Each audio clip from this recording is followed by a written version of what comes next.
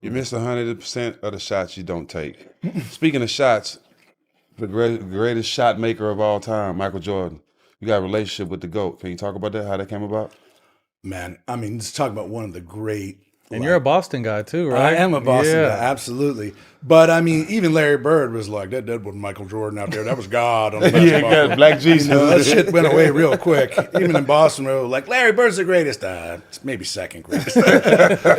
But Jordan, I knew him a little bit, just in the sense of, when you run across somebody at events, and of course, it's like meeting God, trying to like suck up to the guy and everything. And then, just in so much admiration of him. And when we got a hold of this story, knew him well enough basically just to call him up and go, hey, look, like I got a hold of this script. I'd like to make the movie, but I have too much respect for you and what you mean. Like, I'm not going to do anything that you're not down with. So if you want to give me a couple hours, sit down and tell me like what's real, what's not, and what you care about, and he was like, all right, cool. Come out to my golf course.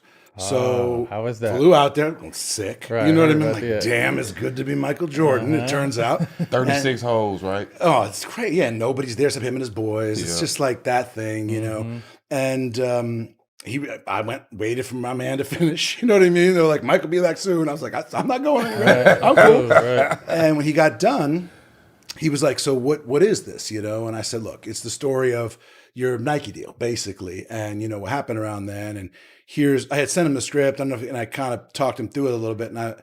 And it's interesting, of all the people I talked to for that movie, talking about humility, like he was the only one who was like, look, I can talk about what I can't do, as Mike's voice is so deep, I can't do it. But it was like, it gives you a little extra intimidation. He's like, hey, look, what's up? Okay.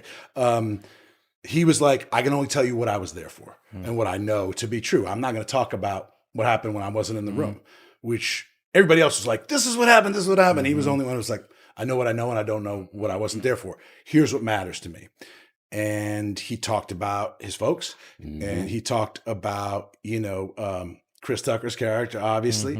And he talked about like what was critical in terms of like, and I don't want to give away anything because it was a private conversation, right? But I was like, okay, cool. Are you like, so this is the shit that I'm not, I'm going to take that as gospel and then go do it. And I was like, but Mike, I'm not going to put you in the movie because you're such an icon. As soon as I show somebody and try to be like, that's Michael Jordan, you're just going to be like, no, it isn't. You can't show a silhouette. You're like, no, it's not him. And so he was like, I don't know if you like that or not. You know what I mean? But he was like, all right, okay, cool. He was like, yeah, no, Viola Davis got to play my mom. I was like, oh, okay, cool. I guess we better write her a good part in this thing. What was the process of trying to get her? Because I'm sure it wasn't very easy. No, I mean, Viola's somebody that I really look up to. I think she's like the very best, in that absolute top of the best actors in the world. And she knew I felt that way because I had a little part with her in Suicide Squad. And I was like, hey, I think you're a genius and I'd love to do something with you. And she was kind of like, yeah, and well, I'm going to come back to you. And so, I was just like, I knew that I could use the fact that Michael wanted her. It was going to mean a hell of a lot more than that I wanted her. Yeah. And I was like, hey, Viola, look, we wrote this, for you and everything. And Mike did say that the only way we can do it is if you play.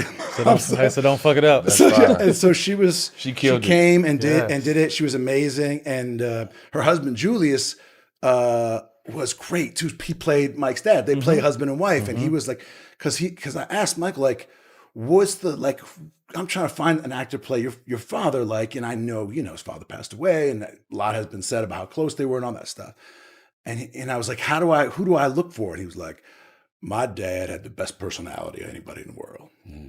And like, when he told me that, I remember being like, it moved me, And so, and then with Jules, I was like, this is just a dude who's so proud of his son.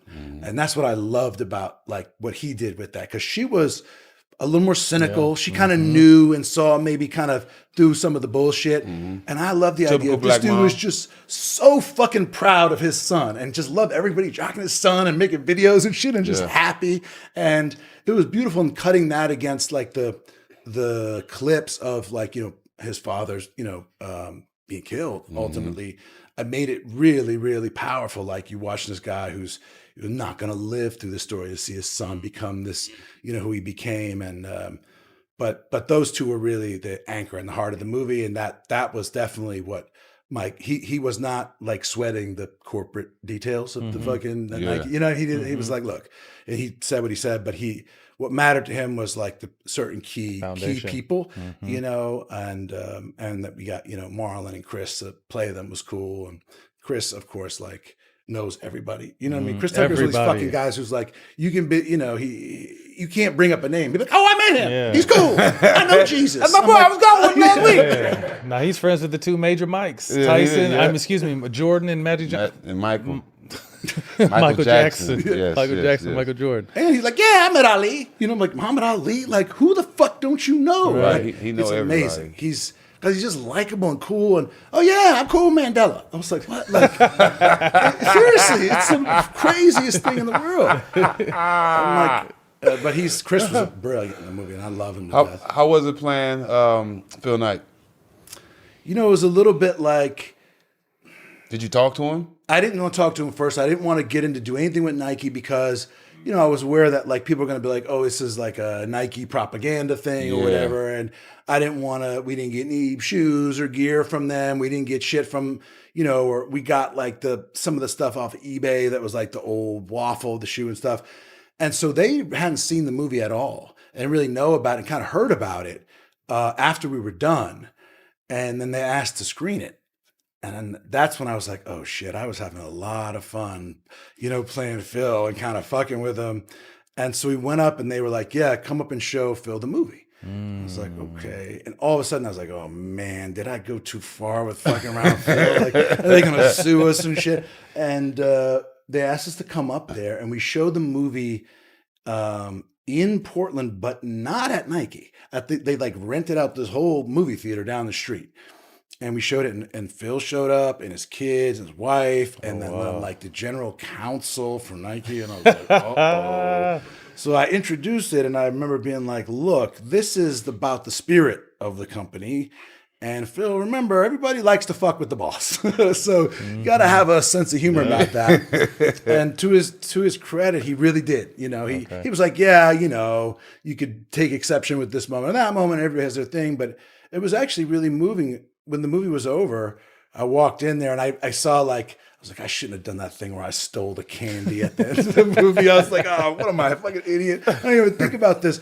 I walked out there and everyone was quiet and nobody would say anything until Phil said something. And so I was kind of waiting. I said, so, all right, what'd you think? And Phil was like, well, I have some notes. I was like, oh shit. So, all right, well, it's locked, but we can, if you have some caveats, I can talk about them in the press or whatever. And he said, first thing he said to me was like, we were friends. I was like, what? And I thought for a minute, it looked like the dude was about to cry. Because the truth is like that group kind of scattered after that. And because of the success of the Jordan thing, Sonny went to Adidas and Bateman's character also left and success brings success, but also sometimes people arguing about who's credit gets credit and everything. And we didn't include that in any of the stuff at the end of the movie, but I got the sense, and he didn't say that there was like, yeah, there had been acrimony, there had been competition. And when he saw it, because what we did go to great lengths to copy exactly was like the office and the look and all that stuff. And he was like, he's older now. And he was like, and he seemed like he was almost about to cry. He was like, we were friends.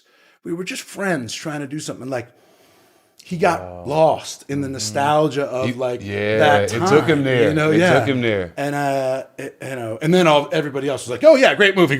So he had to break the ice. Yeah, he did. Yeah. Interesting. If you were doing a biopic of Michael Jordan, who would you think would play him? Is there anybody that you can come to mind? It's so difficult, man, because part of it is, there's great actors. Like, look, it's funny, but like, I think Michael B. Jordan's one of the great actors. I love him. I think he's just like this new generation. Like, I just think he's spectacular. I think he was amazing in Sinners. The guy is just unbelievable. He's been a friend of mine for a while, and so he's a first name that comes to mind just because he's actually too yoked, right? He's now, yoked, being yeah. bigger than Michael, but he has that like magnetism and charisma, Yeah. you know. And I didn't know, I wasn't around Jordan, so I don't know how much of the intimidation level or the toughness or whatever, like, because when I was a fan watching then, so I just saw what the other fans saw. And back in those days, you know, there was more of a filter that was getting put on. I mean, you guys would know a lot better than me, obviously, but that's the sense I get. So Jordan remains kind of a mysterious figure to me. I think he forever stay that way too. Yeah. Probably. He seems to not be interested Doesn't care in about like chasing shit The and mystique. trying to, That's he's what makes like, him still so, yeah.